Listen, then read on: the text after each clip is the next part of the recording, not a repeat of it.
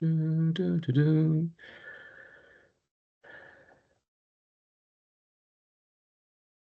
Sprinkler. Everyone's in. Right. Let's get the show on the road. Can someone confirm they can see a picture of Michael Oliver? Yeah.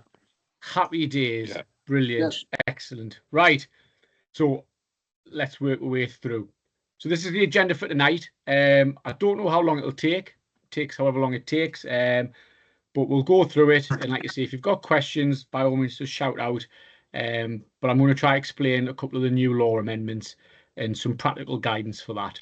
We're going to look through the sin bins process, because obviously that changed last season. And then my favourite thing is yellow card procedure, because we still have people who don't do it properly.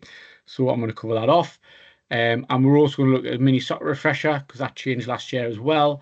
And the new portal for reporting discipline. There will be a guide. I've recorded some footage using the system, so I'll talk through that process with you. And again, there'll be a standalone video guide going on the website this week to talk through that process. That'll be there for you. And then we'll have some Q&A, and then that'll hopefully wrap it up. Okay. So, Law 3. You all would have got the email probably about a week or two ago, sort of briefly going through the law amendments. This is a competition rule, but most competitions I'm aware of will be implementing it. And it's a useful tool to have. It's basically to stop being mobbed by players asking questions about probably contentious decisions or game-changing decisions. So the way this would operate would be you'd probably look to point at your arm where the captain's armband would be, to say captain only, and point it, get the captain out and tell them to get their players away, and you will speak to them only. If that captain runs at you and shows dissent, you still caution that captain and sin bin them for dissent. Okay? Just because of this new law amendment where it's only the captain, that does not give them the license to act in a disrespectful, dissentful manner. Okay? They're there to help you explain a decision, and we want to do that factually. It's not a two-way conversation of them telling you why they think it is or isn't the right call, but you to say, this is why I've given it, this is what's happened, end of. Okay? So again, dead simple, point to the captain's armband and say, captain only, please. Get your players away, I will speak to you only. Pull them out.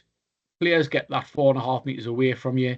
You then have a conversation with the captain, telling them factually why you've given a penalty, why you've disallowed a goal, why you've sent a player off, or why you haven't.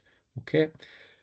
It's not for them to agree with you. It's not for them to like that outcome, but that's your time to talk one-to-one with that captain rather than being surrounded by 3 or 4 players.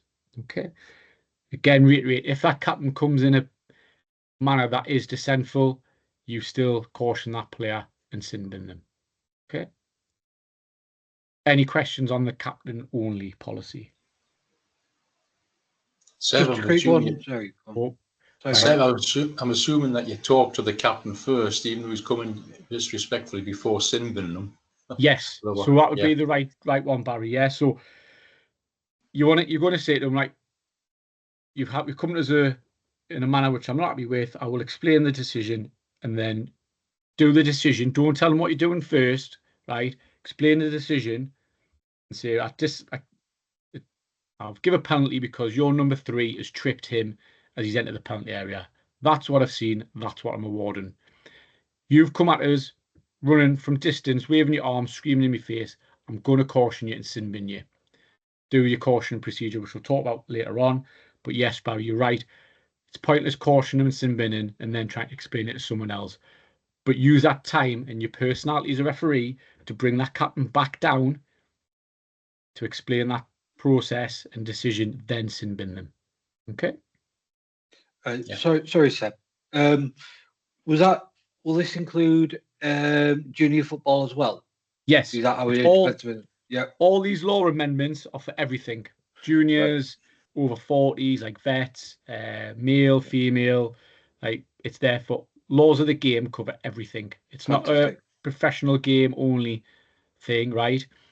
Yeah. These have been probably trialed within professional football or trialed within a tournament or a certain age bracket maybe.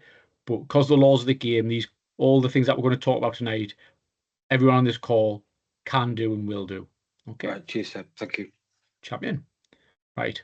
Seb, just Yes. on a Northern League perspective, it hasn't been applied yet. It's still in discussion if it's going to be used in the Northern League. So I'm just conscious of anybody that's running the line doesn't see a Northern League match official implement this. It's not there yet, but it's under discussion. So it'd be worth the referees contacting Matt Moulton to make sure if or when that's going to come in. I'd imagine it probably would at some point. But then once you've got that directive from Matt at the Northern League, then that's, as leader of that team, it's up for you to then decide and inform the assistant referees and the captains as well as the coin toss. I would suggest that at the coin toss you do reiterate this message to the captains and try and be proactive with it rather than just waiting for it to happen and then going captain only, captain only. Try and get some messages across at that coin toss, because that is a good opportunity to sort of start building the bridge. Right. The big one. Hi, Seb. Yes. Seb Joatkinson. Seb, yes, Joe. is this not something that could, when the two captains meet in the centre circle for toss a coin, that if he hasn't spoke to them previously, you could mention it then to the fact that we are implementing this 4.5 metre rule, only the captains to speak to me and give them the opportunity. That's what I've just said, Joe. So I've just said use that opportunity at the coin toss to explain this and what the process is for the captains, so that they're aware that they can implement it and get their players away to help reduce cautions and sin bins. Yes. Okay. Right, the big one, Law 12 and Law 5, goalkeeper possession. So I'd imagine some of you have seen this already in implementation within the Club World Cup and the Women's Euros. Some of you might have seen it over the last couple of weekends within pre-season friendlies. But I've got some clips for this to show you. So I'll quickly talk through what the process is, and then you can visually see it in operation. So bit of issues around goalkeepers holding on to the ball for too long, consuming time. There's been a big push over the last couple of seasons, but particularly within the professional game, about added time. You would have seen it at the World Cup and things like that, with stupid amounts of like double-figured additional time. So we're really trying to keep the ball in play more often than not only for spectators as a viewing platform, but also players want to play football rather than stand around and be wasting time. So if the goalkeeper gets possession, they have 8 seconds to release the ball once it's under their control. If they fail to do that, you penalise that by awarding a corner kick only. Okay.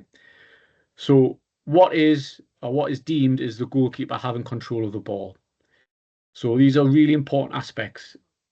First of all, they must have the ball between the hands and arms, and it must be in control. Okay.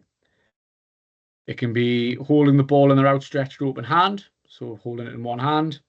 It can be bouncing it on the ground. That is possession, that is control of a match ball.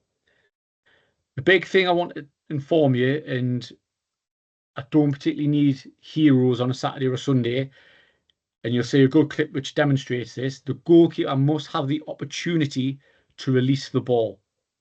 So yes, they may catch it, they may have control of it, but we're not starting that countdown from 8 seconds until they have the ability to release the ball. And that means all the attackers in their close proximity must be away from them. You decide when that is. But what we need to do is, once you decided that, we're going 8, 7, 6 in our heads. We don't need to count that out loud. But when we get to 5, we're going to be putting my hand in the air and be shouting 5, 4, 3, 2, 1. And if they've still got possession, we're hitting the whistle and we're giving a corner. Okay. But again, these are things maybe you can inform the goalkeepers, inform the keepers and the captains at the coin toss. Do some work. Most people are aware of this now because it's been highlighted within the professional game. But it's still if you're operating this weekend, I did it on Sunday, on a Sunday morning game, and it's trying to remember to count the 8 seconds or start the 8 seconds because it's something really different. So before I take questions on this, I'm going to show you some videos of what it looks like. This was trialled in the PL2, which is a under 21 league last season, and that's where these clips have come from. So we'll have a look through them, and then once we've done the set of clips, I'll take some questions from people, okay? So first clip here, we're going to watch the keeper get possession and watch the referee. So I really want you to watch this guy in the yellow and see what he does.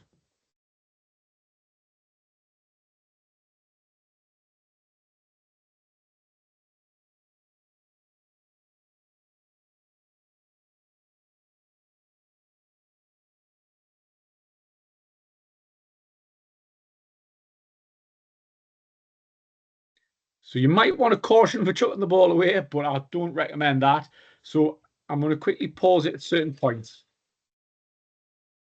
So at this point here, I would say the referee's control of that ball. He's caught the ball and he's in control of it. But for me, I do not want you to start your 8-second countdown just yet. And the reason is this red player in front of him is an attacker. Therefore, the goalkeeper does not have the ability or opportunity to release the ball. So we're not counting down yet. Still, the attacker is within a close proximity. I would probably deem this as not having the opportunity still to count or for the goalkeeper to release. I'm now going with me 8. As you can see, the referee's got 5 up because I think with it being a trial last year, he's probably done it from when he's caught the ball. So for me, I'll be counting 8 from this moment here. I'll be going 8, 7, 6, 5, 4. And the keeper would probably get away with it because he's about to release it on the floor. Okay, so it's got to be, we're not looking for heroes. I don't need to see or have reports of like 6 corner kicks for goalkeepers with 8 seconds, right, every match, right?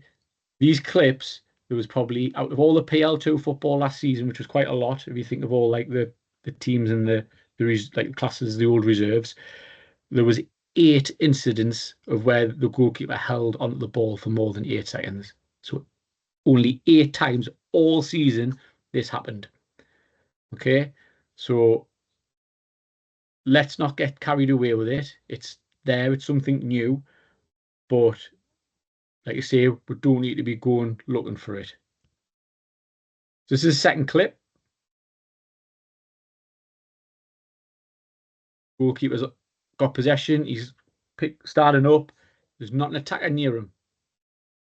Let's see the referee in black doing the 5 seconds up and awarding the corner. So we'll go back to start the clip. So he's got possession now. So I'm going 8, 7, 6, 5, 4, 3, 2, 1. Whistle and corner. So this is a great example of it being done correctly. This clip here is really interesting in terms of the opportunity for the goalkeeper to release the ball. So we'll have a look at it.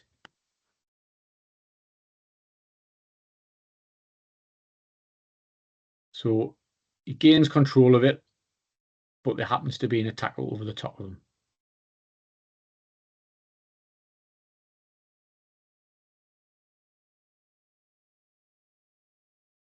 Okay, so you can see it's borderline as to when he kicks it, but we'll have a quick look back through.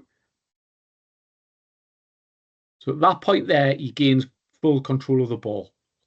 But this yellow player here is in close proximity and eventually ends up hurdling him. So he hasn't got the opportunity to release the ball yet. Now he has. So we want to be going, oh, any attackers near him now? No. So he's got the opportunity. So we're going 8, 7, 6 in my head. And then we're going to go 5, 4, 3, 2, 1. Right?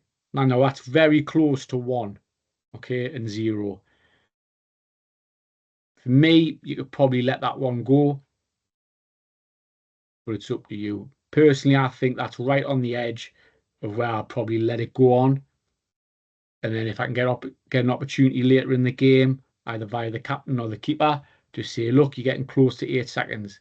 Just like we say to goalkeepers who get close to the edge of the box when kicking out the hands, I'd rather be proactive if it's really close than be given loads and loads of corners. This one is the biggest slam dunk you'll see.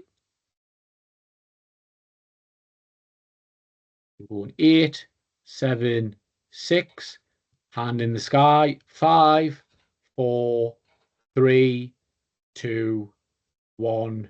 Still got possession. At this point, we should be blowing and giving a corner. This referee mustn't be able to count to 8. Very lenient. So that's more, you've given them more than enough opportunity on that 8 seconds there. Right. However, then, let's see how many questions people have. You're not counting down the last 5 seconds. You're just holding your hand up, aren't you? No, you verbally Counting your fingers down. You verbally shout out 5, 4, 3, 2, 1. So as well as the hand going in the sky and counting your fingers down, you are actually loudly counting down 5 to 0. Okay. Steb, what if you're challenged about the side you decide the corner to be taken from? So it's like a shot at goal. Whichever side the goalkeeper is on in the penalty area, that is the side the corner is taken from. Okay, so if it's on the left-hand side of the box, it's a left-hand side corner. Okay. If the goalkeeper does it once, it's just a corner.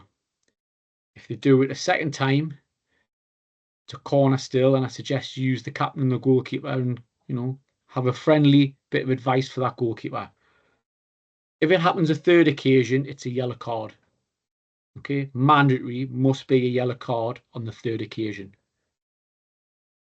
If you're getting to 3 occasions with the same goalkeeper holding on for more than 8 seconds, either they're not playing the game properly, because I very much doubt they'll be able to do that, or your 8 seconds is really quick and you're a bit busy.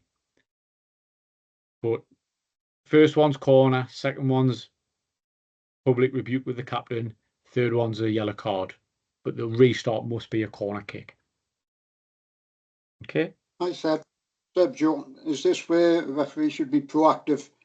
Yeah, like I've just said, we're using the stepped approach, Joe. So, yeah, first time you might have a little quiet word. Second time, we need that big picture cell with the captain to say, yeah, 2's what you're doing. It's 2 now. What's going on? And the third one, well, I've already set you up on the second one, so here's a yellow card. All right, it's no different to setting a player up for a challenge or persistence or whatever it may be. Okay. No problem. Again, it's not about behaviour. Sorry, is this also down into junior football? Like I said, all of this is everything.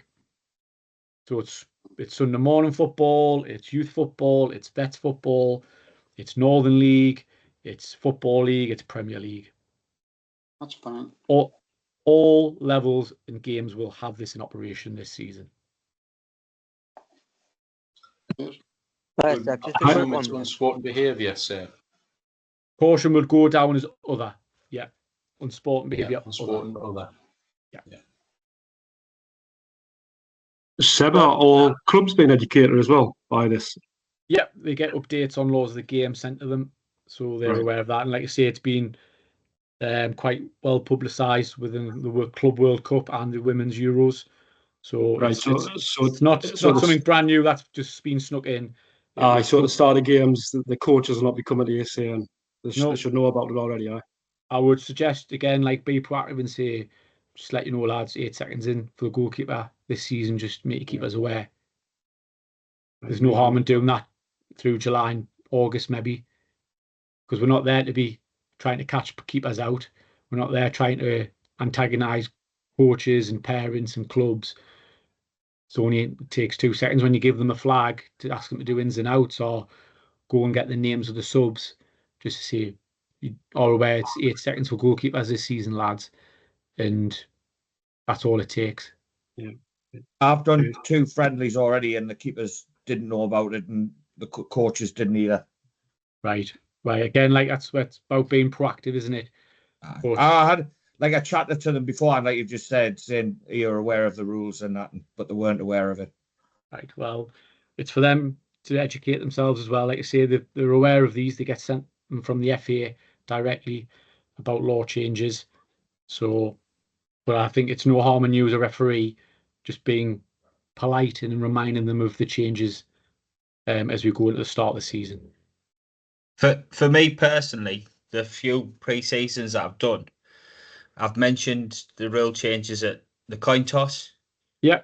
And then before the kickoff, told the captains to go away and tell the keepers before we actually start. Yep, it's not a rocket science thing to do. I think it's just like using the opportunities that are provided you on that match day, whether it be when you turn up at the ground, whether it's when you give flags to club assistants, or when you do team sheets, if you have team sheets, coin tosses, whatever it may be. There's always an opportunity to be proactive and get messages sent across to clubs about what's changed and what can happen. Right. Law 8, drop ball. So as you're aware, if the ball is in the penalty area, it doesn't matter who's played it last, it will always be dropped to the goalkeeper. There's been a slight amendment this year, and we'll see a couple of examples on the video clip. If the ball is outside the penalty area, it was always dropped to the team who last touched the ball. Didn't matter where it was going, whether we were going to keep possession or not, whoever touched it last would get the drop ball. Law's now changed, and it's who would have clearly gained possession of that ball. So if I hoof the ball down the field, and then there's a player down injured, and it's clearly only going to the goalkeeper, I'm not going to drop the ball to the team who's hoofed it down the field, because they're not keeping possession. It's going to go to the opposition, and it's going to be where you stop play. Okay? So let's have a quick look at the examples. So in this example with Wolves-Chelsea,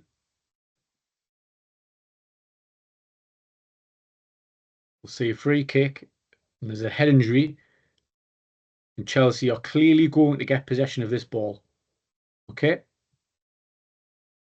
Wolves aren't getting it. It's clear possession, Chelsea, even though the last player to touch the ball was a Wolves player on the edge of the box. Right? So last season, this ball here would be dropped to Wolves because the player who touched it last was this player in the wall. However, this season, it's clearly going to the blue, so blue would get the drop ball here. But it's got to be clear that this team are going to get possession. This, however, the referee gets in the way of the ball here as the ball's played through. He's got his back to play, so he has no idea who or what's behind him. And it's unsure, because of the proximity of this player to this player, who would have got possession of the ball. Okay, so it's unclear of who would have got possession. Therefore, the drop ball would go back to the team who touched it last. In this case, who played it? I think it's played by yellow. Yeah, so yellow's trying to play it through. You don't know if yellow's going to get it. You don't know if white's going to get it. So the drop ball, yeah, goes back to the yellow team. Yeah.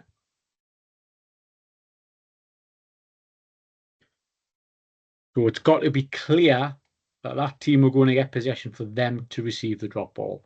If it's unclear, it's the team who touched it last. Okay. Next one is ball out of play and interference. So I'm not going to read all this bump. I'm rather show you the clip. So if a ball's going out of play and a substitute, coach, or substituted player, or someone who's temporarily off the field, like someone who's received treatment, touches the ball while it's still on the field of play, but the ball was clearly leaving the field of play to go out, then it is just an indirect free kick and no sanction. Okay? They've probably thought it's going out, I'll stop the ball, rather than going down the hill or wherever it may be, and it's not a deliberate attempt to stop an opponent, then you would just give the free kick, and that's all. So the best example is this West Brom Southampton clip.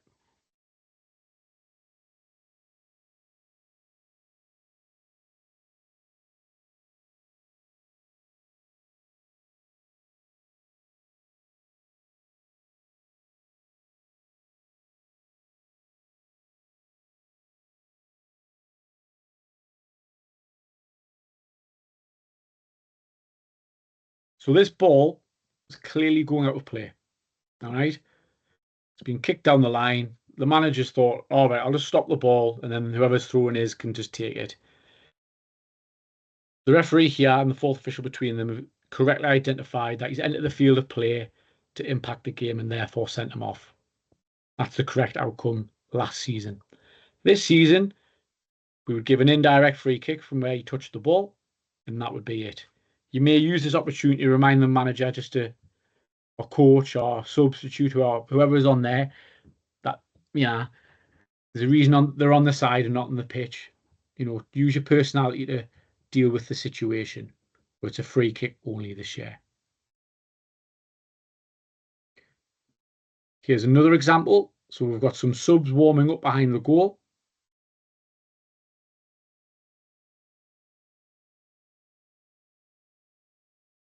Ball's clearly going out.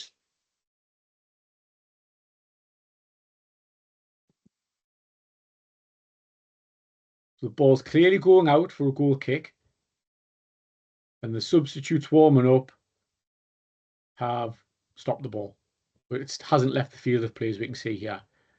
There's no need to take any sanctions against them. We just give an indirect free kick from here. Everybody happy with that?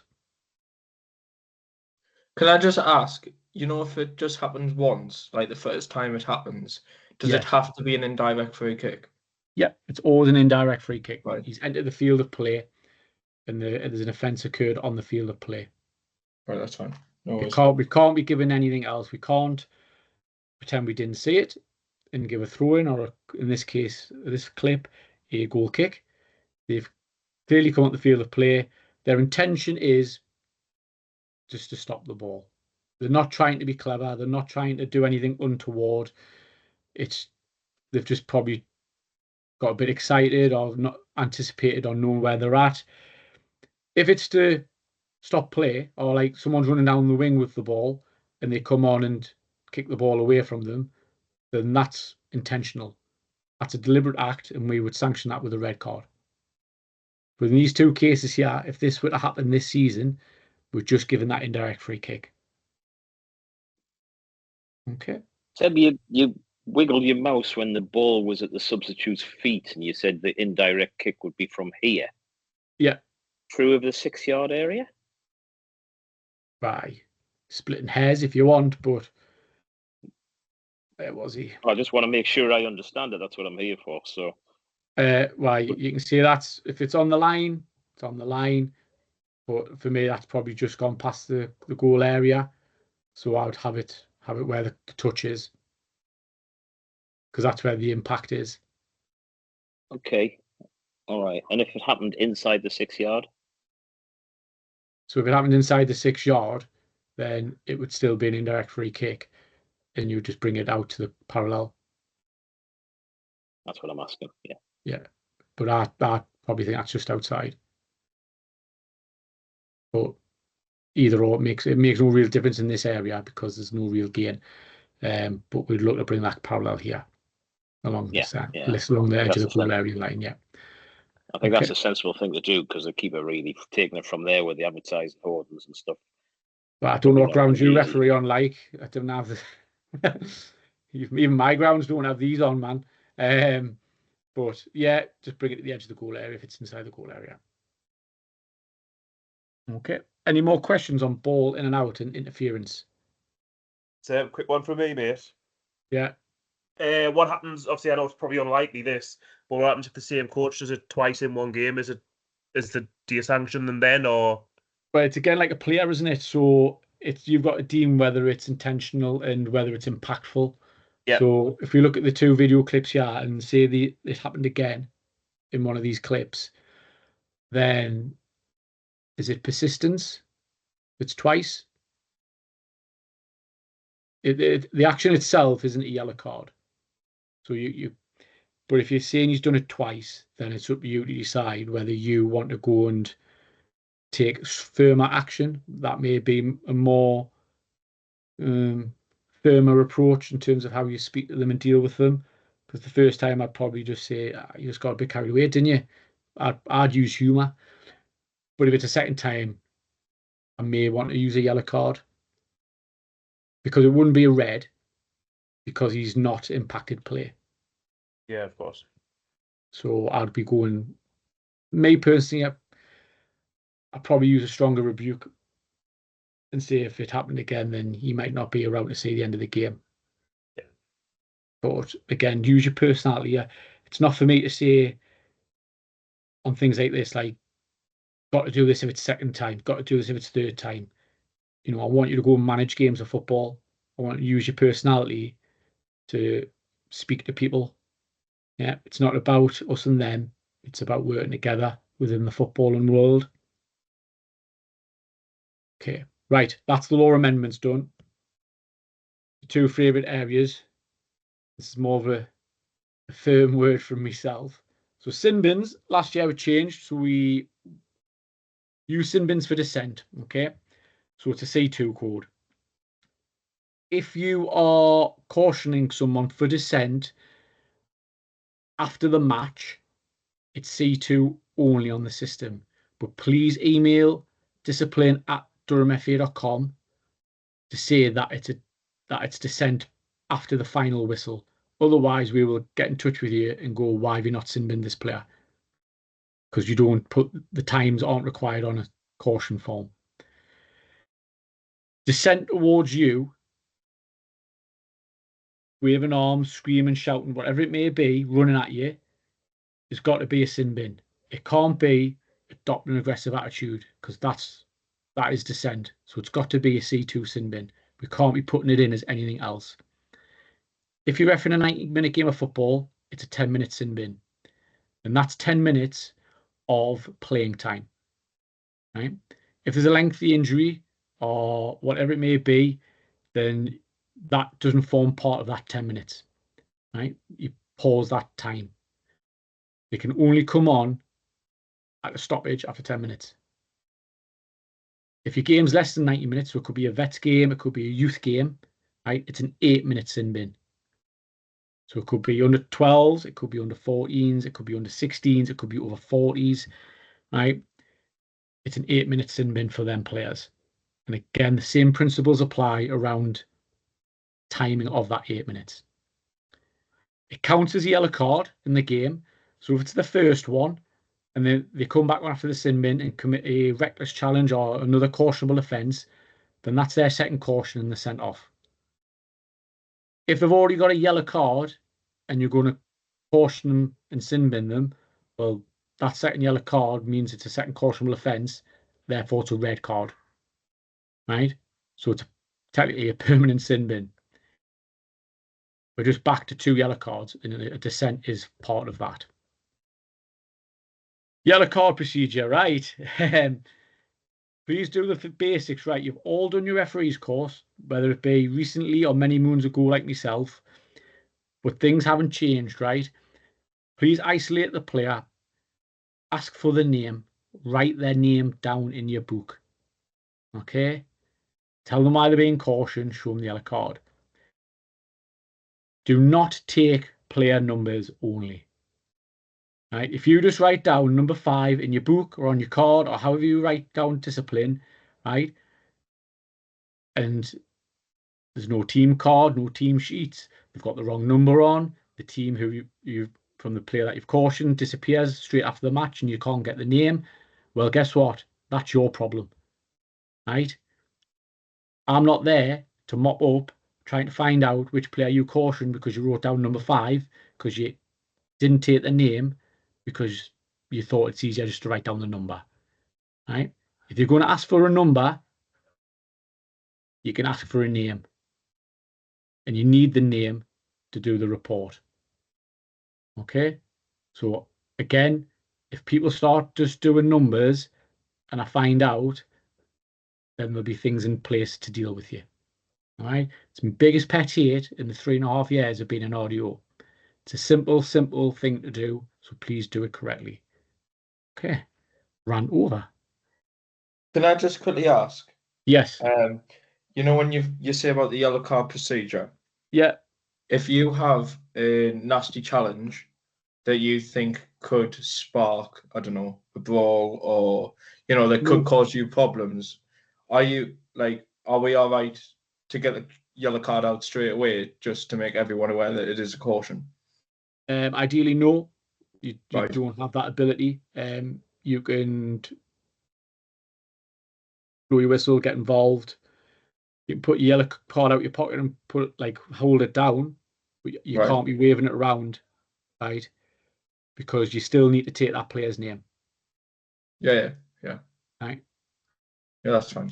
You can't be certain that the number 5, Dylan Smith, on the card picked up the right number 5 shirt because he might have fancied playing number 6 that day. Yeah. Right? No, I was just, it wasn't a fact of flashing it around. I just meant as in getting it out straight away and making them aware that making everyone aware that obviously it's a caution just to stop players from running in from 20 yards away or whatever. You can hold it at your side. That's about the that's least I fine. can do No for worries. you. Yeah. Okay. Mini soccer refresher. So kick-ins, again, still get questions about this, which is interesting. So it's been in process for a season now.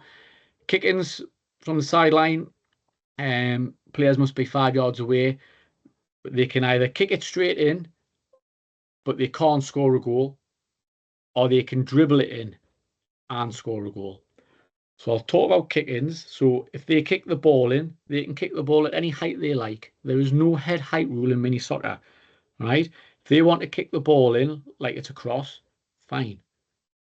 Not a problem. But there's no height restrictions on kick-ins.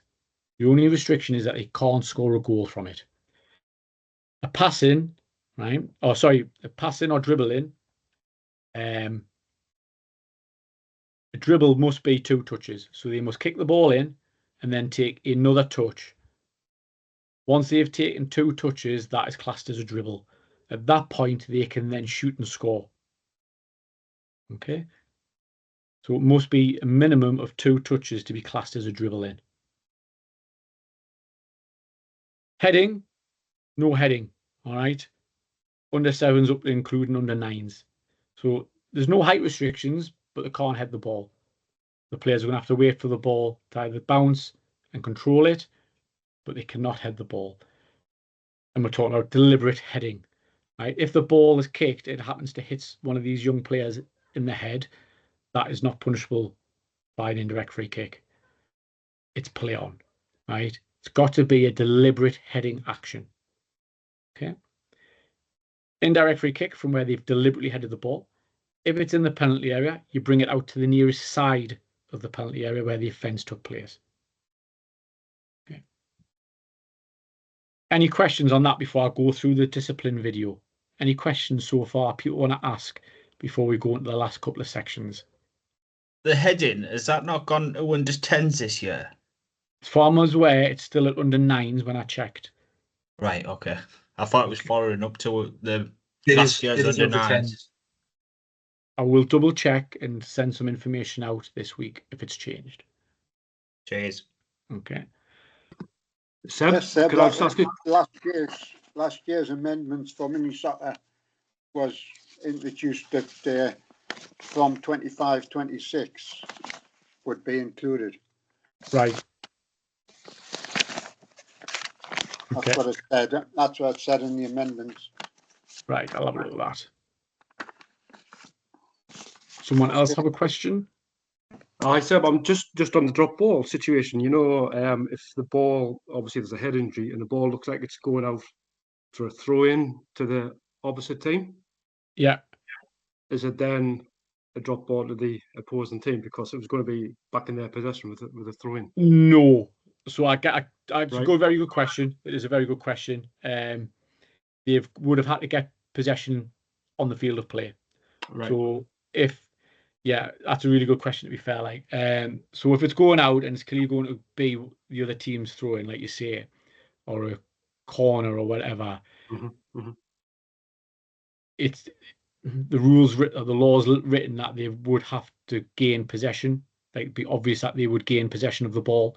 Because they won't gain possession, it would be a set piece, restart. Then that doesn't count. So we would revert back to who touched it last. Right. Okay. No bother. Okay. That's a really good question. I'm glad you brought that one up.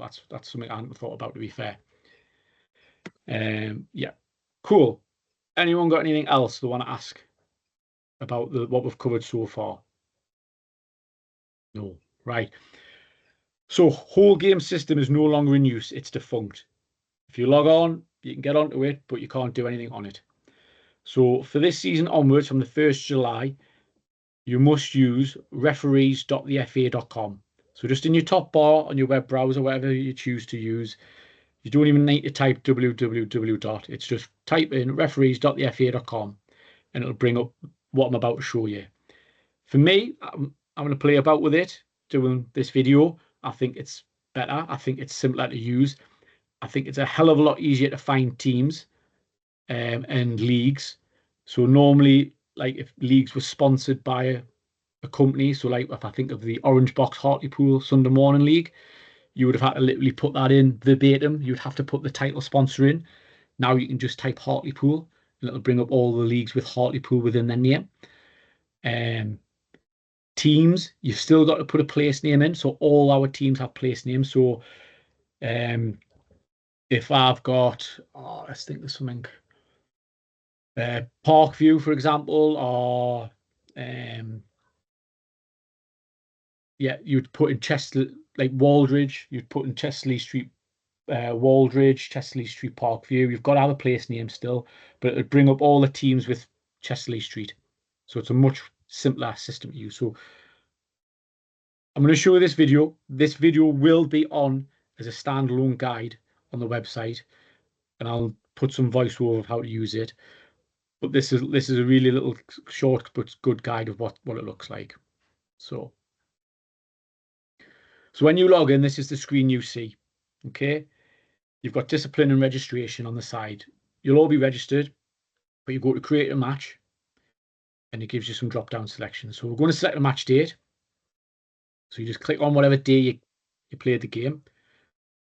You've got different competitions types. So you've got a competition, FA competition, or a friendly. So in this case, we're going to go competition, and we're going to start typing in Durham and see what comes up. So there's all the Durham competitions, whether it be county cups. We've got leagues in there.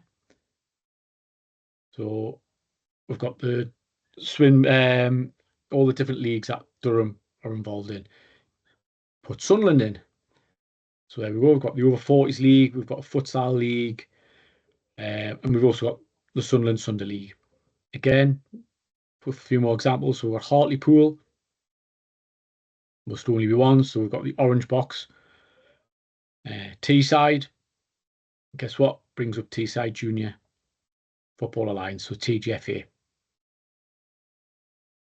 And then another popular one is Russell Foster. So I just type Russell in, search, it brings up everything there. So we've got the Russell Foster League. So we're going to pick that one. Optional, we can pick a division if you know the division, but I really wouldn't worry about it. It's an optional thing to do. What you can do is find the home team. So like I say, we're going to type a place name in. So I'm going to go Washington for this example. And it brings up all the teams from Washington. So I can go, all right, so we're going to go Association Youth, and then it brings up all the teams within that club. on a 7-a-side, 9-a-side, 11-a-side. If I know the team age group, so I'm going to go under 10s, it brings up all the under 10s. And I click the one I need. Do the same for the away team, as you can see, all alphabeticalized there. So if you're not sure, you can have a little scroll through and find the one you need. Again, I'm going to go Gateshead. It'll bring up all the teams with Gateshead within their name. Redruth, Rutherford, Leam. So I'm going to go Redruth. I know it was under 10s game, so I'm going to go on 10s, and they only have one team. Their team's a female team, but don't worry about it for this example. I'm submitting the match report because I refereed this game. I'm going to click my role as referee. So if you were an assistant in the Northern League, you'd go assistant. I'm going to click yellow, red card, or misconduct. So I'm going to go a yellow card. And I'm going to do unsporting behaviour for a foul tackle. Pretty basic. Okay. I'm going to choose the offender. So it literally gives us the list of registered players for that team, for the under 10 Lions. All right. I know the player was called Sam because I wrote the name down because I did the yellow card procedure correctly. All right. If they're not in there, you can manually add the player in. So we're going to go Sam. There's 19 Sams. All right. So we're going to pick that offender. I'm going to there. So we've decided to pick Benjamin McLeod from Washington. I can submit the report or I can add some to it. So I've got a red card in that game as well. And it was for a Gated Redruth player. They were a player, so I'm clicking playing. And it was for violent conduct. Serious foul play. So just ignore the names. Like I said, Redruth only had a female team, so we're going to collect that one. But I also got an extraordinary incident, and I don't know who was it home team or the away team? Both teams at fault, or I'm not sure. I know it was both teams, and I had to abandon the match because of it. So it gives you a little guide of what you should be putting in your reports. So in this instance, I'm just going to put in the 71st minute of the game.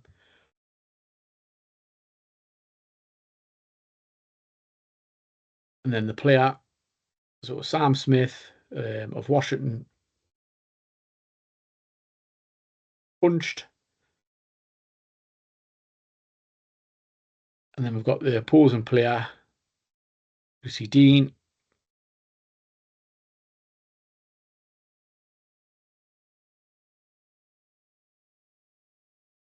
And of her team.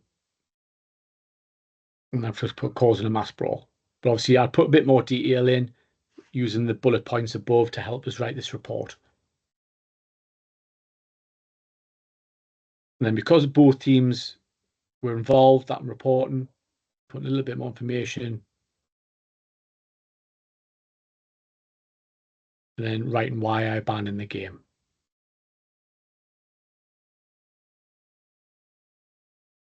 So it's a pretty straightforward process. I think it's much more visually easier to work with. It's sort of step by step, so you're not having to know everything at once. And then it's summarized all my reports there, and then I'm going to submit it and confirm it, and that'll be ping through to the discipline department at Durham FA. I can go back and add to my report, or I can view the details.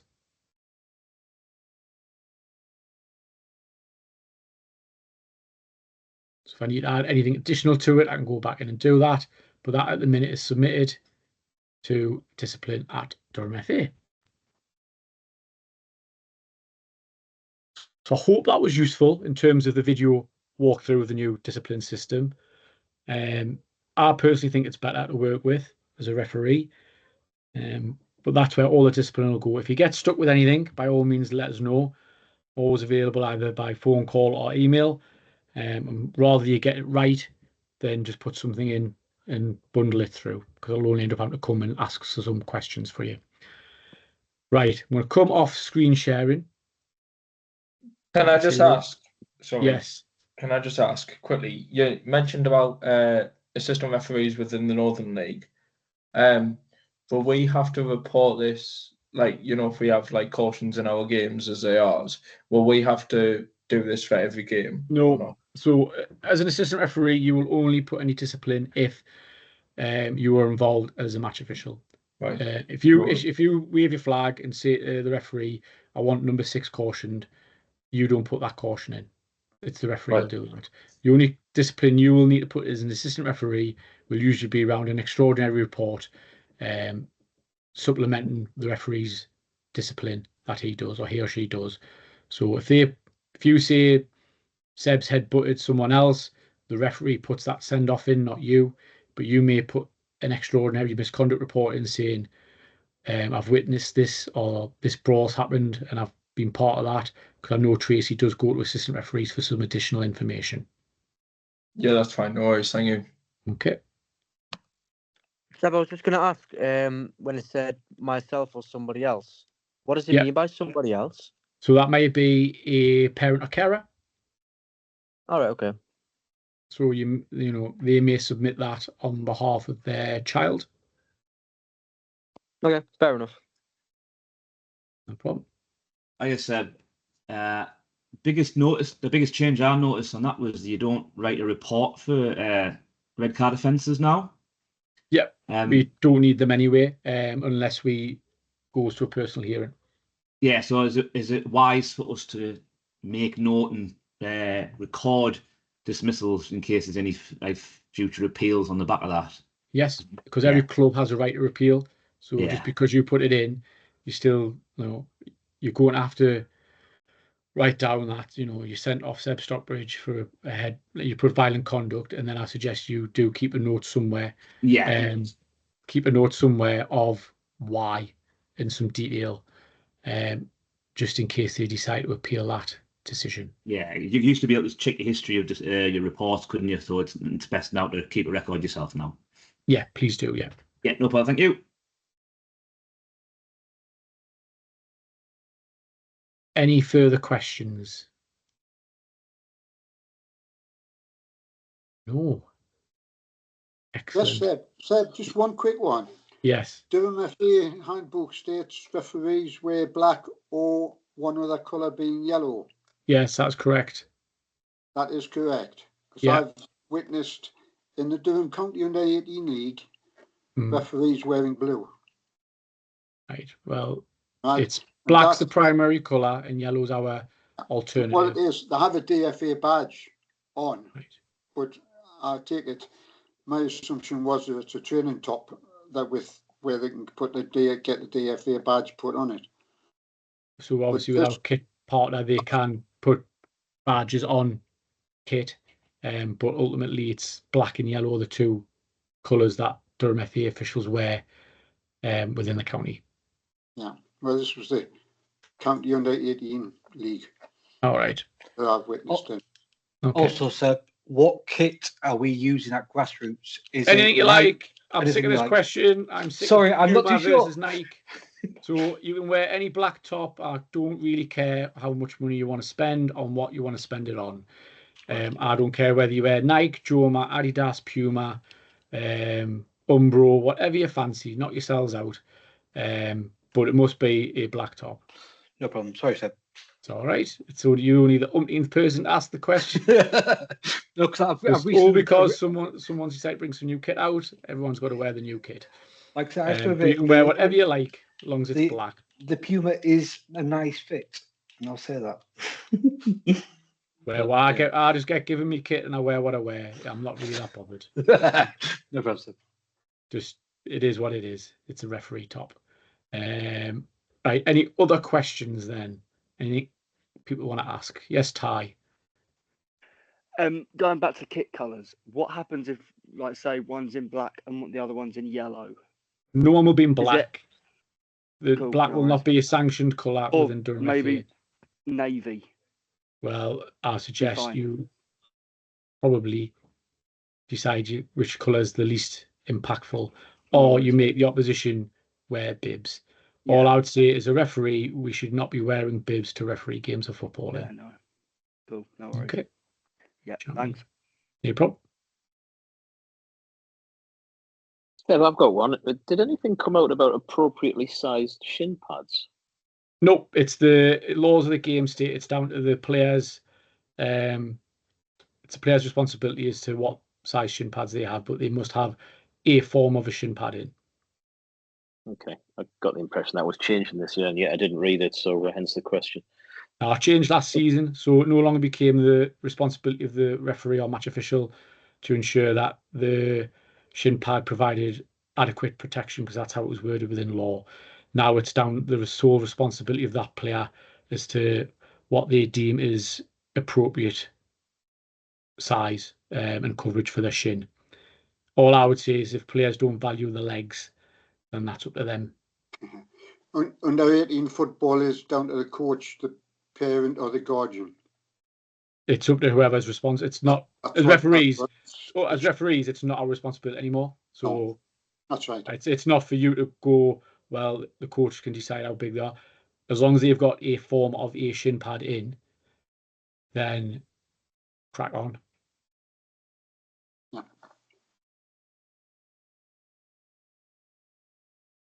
Any more? What tops do we need to wear? I'm gonna kick you out this room, Dylan. No, don't. I'm sorry. All right, I'm sorry. You can. If there's no Dylan, more that's the questions, last time you're running my line in pre-season, mate. If you ask a question like that. Right. If there's no more questions, I will let you go. It's a good hour. Like I say, this will be put on the website if you need to go back to it for reference. It'll also be on our YouTube channel as well. If you think of anything in the meantime, by all means, give us a ring or drop us an email. But I'd like to thank everybody for popping on the call and taking part. I hope it's been useful for you. Just with there being quite a lot of law amendment changes, and particularly around the goalkeeper one, I thought it was valuable to sort of give you some visual representation and give you the opportunity to discuss that. If it's something you thought was useful, it's something I'd definitely look to do again next pre-season, depending on what law changes we get again. But yeah, thanks very much for coming, and I wish you all the very best for the start of the season. Cheers, Seb. Thank you very much, everybody. Cheers, Seb. Thank you. Cheers. Cheers. Cheers, sir. Bye now.